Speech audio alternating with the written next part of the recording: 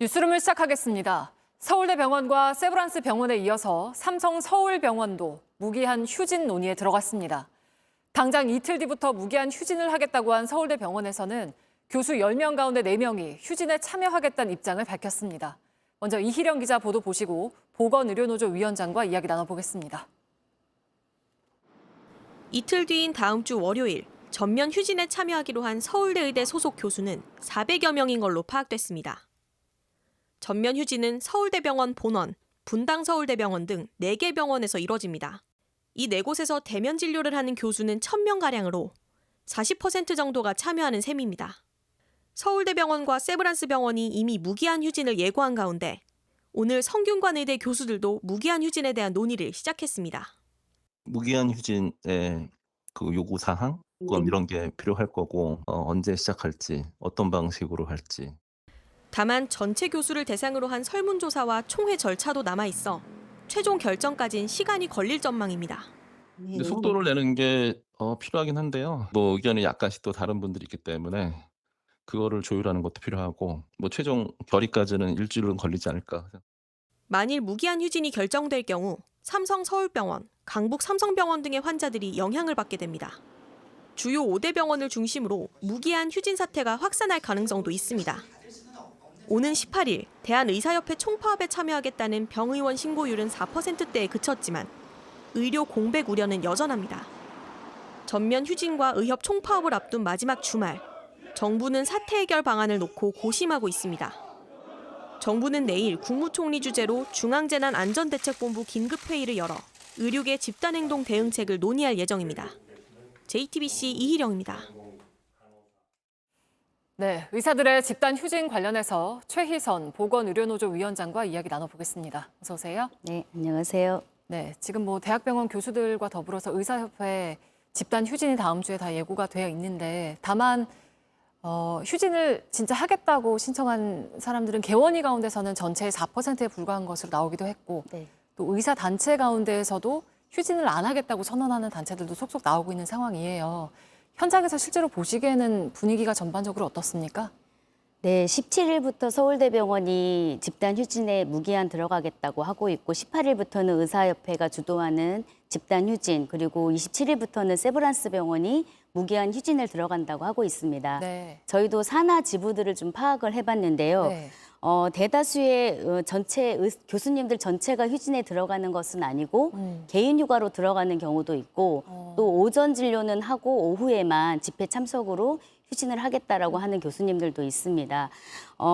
특히 수술실 같은 경우에는 그 참여가 많을 거라고 파악되지는 않고요. 네. 그리고 또 하나는 실제로 휴진을 하겠다라고 했던 교수님들 중에는 네. 지금 철회하는 교수님들도 생기고 있습니다. 어, 저희는 또 소통이 되는 전공의들하고도 좀 파악을 해봤는데요. 전공의들도 좀 복귀를 네. 좀 희망하는 전공의들도 꽤 있는 것으로 알고 있습니다. 네. 다만 다 같이 들어와야 된다라는 생각 때문에 지금 주저하고 있는 것으로 파악이 약간 되고 눈치를 있습니다. 보고 있는 상황인 건가 보죠. 그 교수들이 그러면 예약된 진료가 취소됐다라는 사실을 환자들한테 직접 알려주고는 있습니까? 저희가 지금 집단 휴진을 하겠다고 해서 그렇게 될 경우에는 진료 변경을 해야 되지 않습니까? 큰 병원 같은 경우에는 하루에 진료가 굉장히 많은 환자들이 예약이 되어 있는데 그런 것들을 저희가 다 할 수는 없다라고 지금 얘기를 하고 맞아요. 있고요. 네. 저희가 환자들이 지금 현장에 복귀해서 진료를 정상화하기를 간절히 바라고 있는데 그런 것들을 저희가 전화를 하면서 변경될 수밖에 없다라는 것들 설명도 해야 되고 안내도 해야 됩니다. 환자들 입장에서는 한 달, 두 달, 세 달을 기다려서 잡은 예약인데 그런 것들이 변경됐을 때는 굉장히 큰 분노가 있을 수밖에 없고요. 그렇기 때문에 저희는 거부를 했고 네. 그러한 것들을 교수님들이 직접 변경을 하다가 너무나 큰 환자들한테 항의를 받으면서 상황의 심각성을 인식하게 됐고 결국은 휴진을 철회한 교수님들도 생긴 것으로 알고 있습니다. 네. 지금 전공의들이 떠난 지도 꽤 됐고 병원 운영이 어려워지다 보니까 병원의 현장에 남아있는 보건의료 노동자들에게 네. 강제로 무급휴직을 하라고 한다든지 아니면 연차를 쓰라고 종용한다든지 이런 네, 사례가 맞습니다. 실제로 있습니까? 지금 의사들이 집단 사직한 게 벌써 넉 달째에 접어들고 있는데요. 네. 그러다 보니까 보통 병상 가동률이 80, 90% 됐던 병원들이 50%까지 떨어지는 상황이 됐습니다. 수익이 줄어드니까 무급 휴가를 가게 하고 연차를 쓰라고 하고 있고 또 이번 달까지는 임금을 나올 수 있지만 다음 달은 어떻게 될지 모르겠다라고 얘기하기도 하고요. 그리고 이게 길어질 경우에는 인력까지 구조조정할 수밖에 없다라는 얘기를 하고 있습니다. 네. 저희는 의정 간의 갈등으로 생긴 이러한 것들을 우리 노동자들이 받을 수는 없다라고 생각을 하고요. 처음에는 병동이 이제 병상 가동률이 떨어지니까 통폐합을 할 수밖에 없고 그러면 익숙치 않은 병동에서 근무하는 것보다는 무급휴가라도 가겠다라고 하는 건데요. 그렇게 될 경우에는 하루에 한 달에 무급휴가를 서너 개 갈 경우에 한 달 월급에서 80만 원이 삭감이 됩니다. 이것이 더 길어져서는 안 된다라고 생각합니다. 그 끝으로 한 가지 여쭤보고 싶은 것이 의대생 학부모들이 이제 온라인에 글을 올려서 네. 당장 환자들이 불편하더라도 의대 교수들이 집단 휴진이나 더 적극적으로 행동에 나서달라. 그러니까 환자들은 불편할지언정 그 자신들의 자녀인 의대생들이 불이익을 당하는 것은 두고 보지 않겠다라는 취지의 내용이었는데 한 사람의 의료인으로서 어떻게 보셨나요? 저는 지금 많은 국민들과 환자들 그리고 보건의료 노동자들이 지금 상황에 대해서 굉장히 고통을 받고 있습니다. 네. 지금은 미래의 의료를 위해서 행동할 때라고 얘기를 하는데요. 미래의 의료를 위해서 지금은 결단을 해야 될 때라고 생각합니다. 전공의들과 그리고 의대생들은 학교와 병원으로 돌아와 주시기를 간절히 바라고 있습니다. 네. 돈보다 생명을 이라고 쓰여 있는 문구가 눈에 띄네요. 여기까지 듣겠습니다. 위원장과 함께했습니다. 고맙습니다. 네, 감사합니다.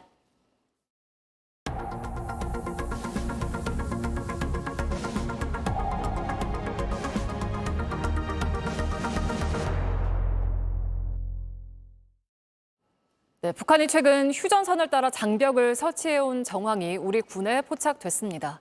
엿새 전 북한군 수십 명이 군사 분계선을 침범했던 것도 장벽 공사와 무관하지 않다는 판단인데 북한군이 비무장지대 일부 구간에 지뢰를 추가 매설하는 정황도 파악된 것으로 알려졌습니다. 유선희 기자입니다.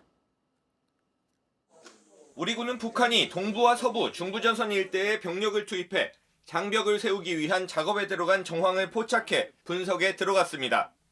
장벽을 설치하는 곳은 DMZ, 즉 비무장지대 안쪽인데 북한군 최전방 철책선에서 군사분계선 중간쯤까지 사이가 작업 구간인 것으로 알려졌습니다.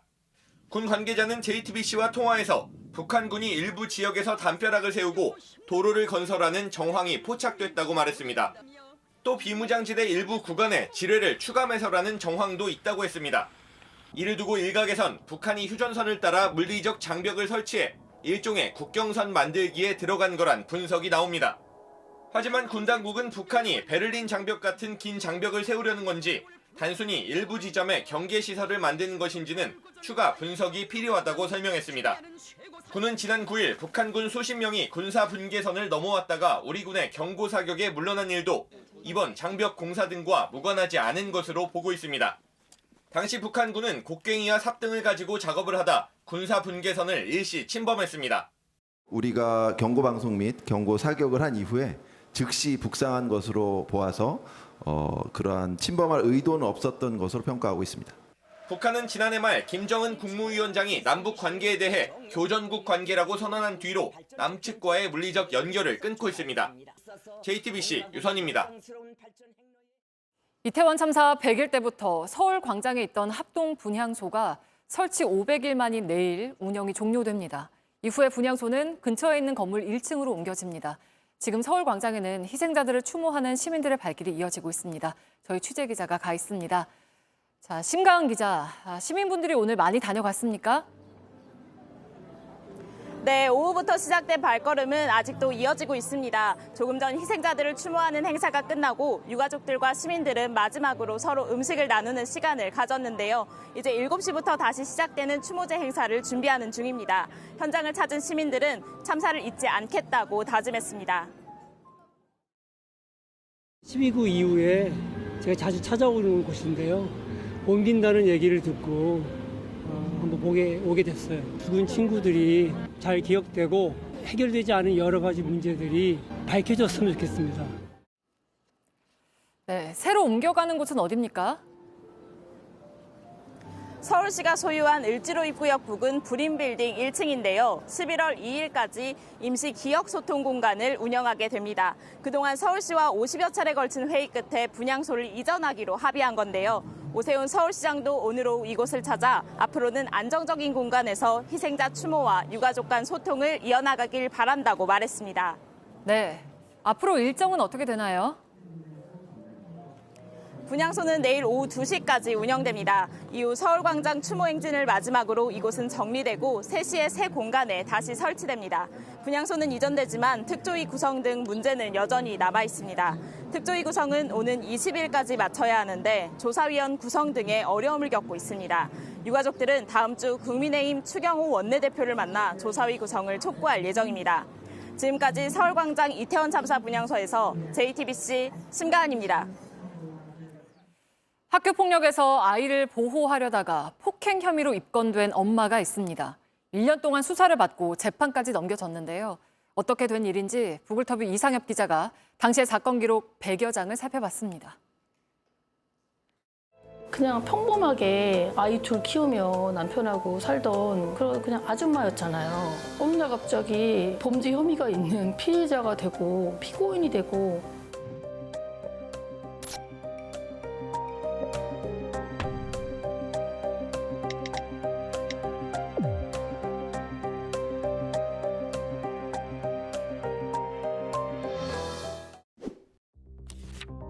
2년 전 경기 고양의 한 놀이터에서 찍힌 CCTV 영상입니다.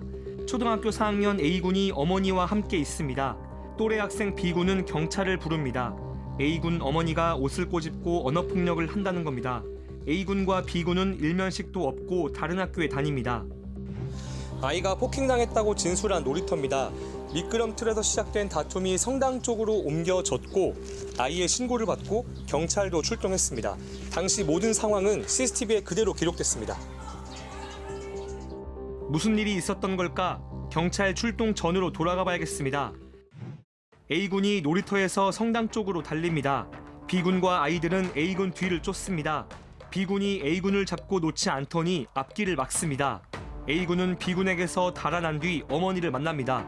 저희 아이가 엄마 도와주세요 하면서 막 우는 소리가 들려서 애가 이제 머리 끝에서 여기 막 상반신이 다 젖어가지고 막 울면서 울부짖으면서 저를 부르는 거예요. 성당 관계자 또래 아이들도 이 장면을 지켜봅니다. 저희 애가 뭐 욕을 했다는 거예요. 제 아이는 욕을 안 했다고 하고 성당이고 하니까 다들 이제 돌아가서 너네 놀이터가 놀아라 이렇게 했는데 막무가내로 막 사과하라고 하면서 A군 어머니는 일단 두 아이를 떼어놓고 달랩니다. B군 보호자와 대화하려고 했지만 소용없었다고 말합니다. 부모님 연락처를 줘라. 부모님하고 얘기하겠다. 부모 없는데요? 이렇게 대답을 하더라고요. B군 신고로 경찰이 와서야 상황은 끝나는 듯 했습니다. 그런데 끝이 아니었습니다. 아까 그 지구대에 출동했던 경찰이라면서 전화가 온 거예요. 걔가 고소하겠다는데요? B군은 놀이터에서 소꿉놀이를 하다 다른 친구가 물을 쏟았는데 미끄럼틀 밑에 있던 A군이 욕을 하고 밀쳤다고 경찰에 진술했습니다. 경찰은 A군 어머니를 폭행 혐의로 검찰에 송치했습니다. JTBC는 경찰의 송치 결정서를 확보해 살펴봤습니다. 경찰은 A군 어머니가 혐의를 일체 부인하지만 B군이 구체적이고 일관되게 진술하고 CCTV로 봤을 때 혐의가 인정된다고 결론냈습니다. 당시 현장에 있던 또래 아이들 진술은 들을 수 없었다고 덧붙였습니다. 검찰의 공소장 2장로 뜯어봤습니다. 검사는 5줄짜리 공소사실에서 B군이 A군을 따라다니며 시비를 하자 A군 어머니가 화나서 B군의 양쪽 팔을 붙잡아 벽 쪽으로 밀치고 멱살을 잡고 가방을 던져 폭행했다고 적었습니다. 검찰에서 피해자 조사를 받은 적이 있으세요? 없습니다. 역시 기소하고 벌금형이고 100만 원이다. 납부해라. 뭐 이런 문자는 제가 받았습니다. A군 어머니는 정식 재판을 청구했습니다. 경찰이 확보하지 못했다는 또래 아이들 증언을 찾아 나섰습니다. 당시 현장에 있던 아이들 3명은 B군이 시켜서 미끄럼틀 아래에 있던 A군에게 물을 뿌렸다고 털어놨습니다. B군이 A군을 잡으라고 해서 같이 쫓아갔고 A군 어머니가 B군 멱살을 잡거나 욕한 적은 없다는 취지로 증언했습니다. JTBC가 입수한 사건 발생 보고서엔 A군이 물을 뿌리고 사과도 안 했고 A군 어머니가 폭행했다고 적혔습니다. 경찰 보고서가 아이들 증언과는 정반대로 기록된 겁니다. B군 측은 뒤늦게 학교 운영위원장과 상의해 A군 어머니의 처벌을 원하지 않는다는 입장을 전해왔습니다. 결국 1년 뒤 법원은 이 사건 공소를 기각한다고 선고했습니다. B군은 또 다른 학폭건으로 전학 처분을 받은 상태입니다. 일산 서부경찰서는 JTBC에 진술과 증거를 토대로 수사한 결과라고 알려왔습니다.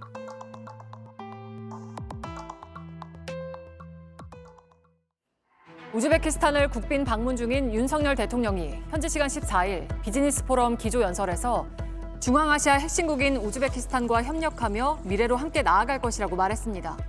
핵심 광물이 풍부한 우즈베키스탄과 가공 기술이 우수한 한국은 서로에게 최적의 파트너가 될 수 있다고도 강조했습니다. 이미르 지오예프 우즈베키스탄 대통령은 한국 기업이 하고자 하는 사업은 무엇이든 항상 지원할 준비가 돼 있다고 했습니다.